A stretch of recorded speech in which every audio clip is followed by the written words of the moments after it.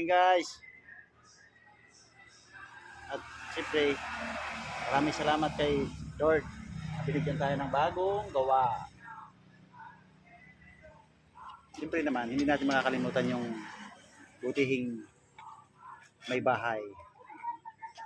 Stabila family, shout out po sa inyo. Maraming salamat.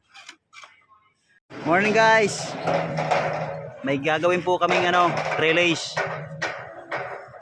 Sa pagkakataong ito po ay kailangan muna nating lasunin ng suka para mawala po yung asin bago natin siya pipinturahan. Suka with toyo. Adobo. Yan. Adobo.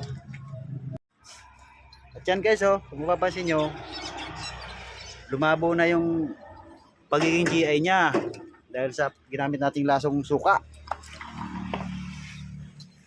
Yan Mamaya pag tuyo nito, mga 1 oras, babanlawan natin ng paint thinner para mas lalong kumapit yung pintura natin gagamitin. Yan muna guys.